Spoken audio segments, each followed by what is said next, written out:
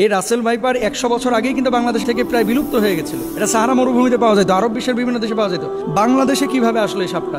সাপে কামড়াইলে বাংলাদেশে আমরা কিছু ভুল বা কুসংস্কার কাজ করে থাকি। আর কিছু সাপ আছে, আপনি জানেন কিনা, সারা পৃথিবীতে যত ধরনের সাপ আছে 80% সাপ যাদের বিষ নাই, মানুষকে কামড়াইলে মানুষের শারীরিক কোনো ক্ষতি হয় না। এবং সাপের একটা নেচার আছে, কিন্তু আপনি যতক্ষণ পর্যন্ত তারে খোঁচাখুচি না করবেন ততক্ষণ পর্যন্ত কিন্তু কামড়ায় না। খেয়াল করে দেখেন, ধরেন আপনার পাশ দিয়ে চলে যাচ্ছে, আপনাকে প্রথমে কিন্তু ছবল মারে না, এটা সাপের একটা বৈশিষ্ট্য। কিন্তু এই রাসেল ভাইপার বাংলাদেশে যেটা ছড়িয়ে পড়েছে, সাপের ব্যাপারে কিন্তু হাদিস আছে একাধিক।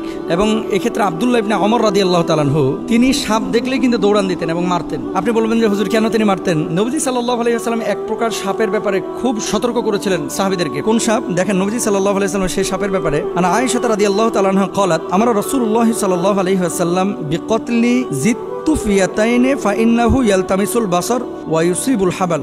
আয়েশা রাদিয়াল্লাহু তাআলা আনহা থেকে বর্ণিত, তিনি বলেন রাসূল আকরাম সাল্লাল্লাহু আলাইহি ওয়াসাল্লাম পিঠে দুটি সাদা রেখা বিশিষ্ট বিষধর সাপ মেরে ফেলার নির্দেশ দিয়েছেন, কারণ তার দৃষ্টিশক্তি কেড়ে নেয় এবং গর্ভস্থ সন্তানের উপরে বিরূপ প্রতিক্রিয়া সৃষ্টি করে। গর্ভে যে সন্তান থাকে, এরকম কোন মাকে যদি এই সাদা রেখা বিশিষ্ট সাপ দংশন করে, তাহলে সেই সন্তানের উপরে ইফেক্ট করে, মায়ের উপরে ইফেক্ট করে। এটা নবীজি নিজে বলেছেন। কোথায় আছে হাদিসটি? এই হাদিসটি আম্মাজান আয়েশা সিদ্দিকা রাদিয়াল্লাহু তাআলা আনহা থেকে বর্ণিত। আরেকটি হাদিস, ওয়াকালাল আবতারু ওয়াদুত্তুফ ইয়াতাইনে, নবীজি কি বলছেন? লেজ খসে যাওয়া এবং পিঠে দুটি সাদা রেখা বিশিষ্ট সাপ। আব্দুল্লাহ ইবনে ওমর রাদিয়াল্লাহু তাআলা আনহু একটা সাপ দেখলেন, তারপরে এটার পিছু নিয়েছেন। অন্যান্য সাহাবীরা ওনাকে বলছেন, এই তুমি কোথায় যাচ্ছ? এই যে সাপ, নবীজি সাল্লাল্লাহু আলাইহি ওয়াসাল্লাম তো সাপ দেখলে মেরে ফেলতে বলেছেন, এজন্য আমি মারার জন্য যাচ্ছি। তো সাহাবীরা বললেন, তুমি কি শোনো নাই যে ঘরে এবং ঘরের বাইরে যে সমস্ত সাপগুলা মানুষের আশপাশে থাকে, এই সাপগুলো তোমাকে দংশন না করলে, তোমার ক্ষতির কারণ না হলে তুমি তাকে হত্যা করতে পারবে না। এটা নবীজি নিজেই নিষেধ করেছেন। তাহলে কি এখান থেকে বোঝা যায় যে যে সাপটা আপনার শরীরের জন্য ক্ষতিকর, আপনার জীবন বিনাশ করবে, সেই সাপকে আপনার হত্যা করতে হবে। আর কিছু সাপ আছে, আপনি জানেন কিনা, সারা পৃথিবীতে যত ধরনের সাপ আছে 80% সাপ যাদের বিষ নাই, মানুষকে কামড়াইলে এই মানুষের শারীরিক কোনো ক্ষতি হয় না। এবং সাপের একটা নেচার আছে, কিন্তু আপনি যতক্ষণ পর্যন্ত তারে খোঁচাখুচি না করবেন ততক্ষণ পর্যন্ত কিন্তু কামড়ায় না। খেয়াল করে দেখেন, ধরেন আপনার পাশ দিয়ে চলে যাচ্ছে, আপনাকে প্রথমে কিন্তু ছবল মারে না, এটা সাপের একটা বৈশিষ্ট্য। কিন্তু এই রাসেল ভাইপার বাংলাদেশে যেটা ছড়িয়ে পড়েছে, এই রাসেল ভাইপার 100 বছর আগেই কিন্তু বাংলাদেশ থেকে প্রায় বিলুপ্ত হয়ে গেছিল। এটা সাহারা মরুভূমিতে পাওয়া যেত, আরব বিশ্বের বিভিন্ন দেশে পাওয়া যেত। বাংলাদেশে কিভাবে আসলো এই সাপটা? এখন আমরা জানি না যে এটা কারো ষড়যন্ত্র কিনা বাংলাদেশের কৃষিখাত ধ্বংস করার জন্য। এই রাসেল ভাইপার ছাড়িয়ে দিলে কৃষকরা ভয়ে মাঠে যাবে না, ধান কাটতে পারবে না, বা জঙ্গলে যাবে না, কারণ এটার ইফেক্ট কিন্তু কৃষিখাতে অবশ্যই পড়বে। ডাক্তাররা বলতেছে যে এটা যদি দংশন করে তাহলে মানুষ মারা যাবে খুব শীঘ্রই। এবং মেডিসিন বা ইনজেকশন দেওয়ার পরে, অ্যান্টিভেনম দেওয়ার পরেও কিন্তু কাজ হয় না। অনেক সময় কিডনি বিকল করে ফেলে, হার্ট দুর্বল করে ফেলে, হার্ট বিকল করে ফেলে, এই জন্য মানুষ মারা যায়। এখন নবীজি সাল্লাল্লাহু আলাইহি ওয়াসাল্লামের সেই হাদিস থেকে আমরা স্পষ্টরূপে বুঝতে পারি, যেহেতু রাসেল ভাইপার মানুষের জন্য ক্ষতিকর। এবং আজকে দেখলাম পত্রিকায় ফরিদপুরের একজন লিডার তিনি ঘোষণা করেছেন যে রাসেল ভাইপার একটারে যে মারতে পারবে তার আমি 50,000 টাকা পুরস্কার দেব। তো এখন মানুষের জীবন আগে ভাই। প্রাণী, এই সাপ, পোকামাকড় যারা দংশন করে, এগুলো পরিবেশের ভারসাম্য অবশ্যই রক্ষা করে, কিন্তু মানুষের জীবনের জন্য যদি ক্ষতির কারণ হয়ে দাঁড়ায়, নবীজির ভাষ্য অনুসারে সেটাকে হত্যা করতে হবে। এবং ইভেন কুকুর, রাস্তায় যে সমস্ত কুকুর ঘোরাফেরা করে আপনার কোনো ক্ষতি করে না, তাদেরকে হত্যার কথা বলা হয় নাই। কিন্তু এমন কুকুর যদি থাকে যে এই কুকুর দেখলেই আপনার পেছন থেকে ধাওয়া করে, বাচ্চাদেরকে কামড়ে দেয়, এই কুকুরগুলোকে হত্যা করতে বলা হয়েছে। সুতরাং রাসেল ভাইপারের যে বিষয়টা, এটা হাদিস থেকে আমরা যেটা বুঝি, নবীজি সাল্লাল্লাহু আলাইহি ওয়াসাল্লাম বলেছেন ক্ষতিকারক যদি হয়ে থাকে তাহলে সেখানে তাকে হত্যা করা যাবে।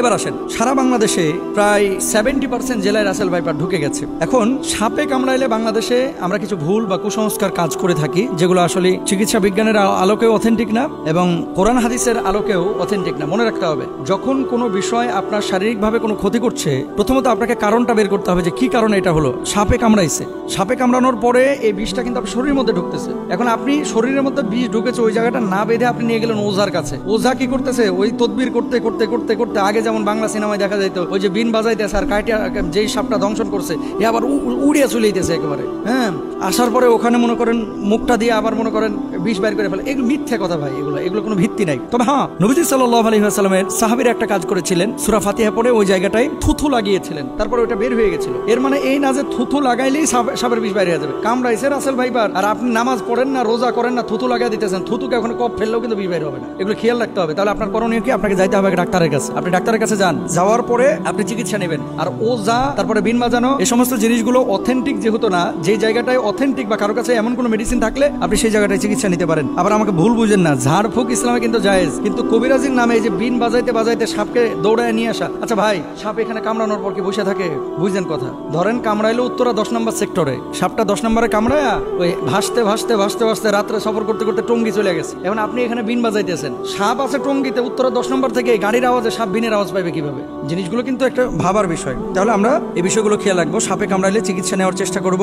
সাপে কামড়ানো জায়গায় তৎক্ষণাৎ পরিষ্কার করে ব্যান্ডেজ বা সুতির কাপড় দিয়ে ঢেকে দিব, এটা ডাক্তাররা বলছেন, এবং সেই জায়গাটায় রশি দিয়ে হালকা করে বেঁধে দিবেন যাতে করে বিষটা উপরে যাইতে না পারে। মনে রাখবেন, আপনি পানির মধ্যে পা দিয়ে রেখেছেন, পানিতে থাকা কোনো সাপ যদি পায়ের উপরে কামড় দেয়, এটা খুব মনোযোগ দিয়ে শুনবেন। আপনি পানিতে আছেন, ঠিক সেই সময় সাপ আপনার পায়ে কামড় দিয়েছে, আপনি নিশ্চিত থাকবেন যে আপনার শরীরে বিষ ঢুকবে না। কেন বলেন তো?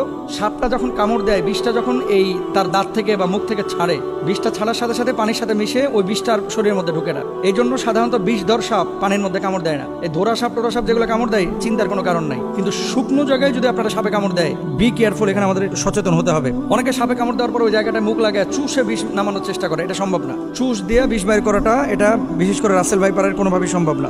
আর বিষাক্ত সাপে কাটলে বাঁচার একটাই পথ, দ্রুত হাসপাতালে যাওয়া, আল্লাহর কাছে দোয়া করা, সূরা ফাতিহা পড়ে সেই জায়গাটায় ফুৎকার করা। যেহেতু এই সূরাকে বলা হয় সূরাতুশ শিফা, মনে রাখবেন সূরা ফাতিহাটাকে বলা হয় সূরাতুশ শিফা, এবং সাহাবীরা এই আমলটা করে ফলাফল পেয়েছে। আমরা আমলটাও করব এবং হসপিটালেও যাব, আল্লাহর উপর তাওয়াক্কুল করব। আল্লাহ তাআলা তৌফিক দান করুন।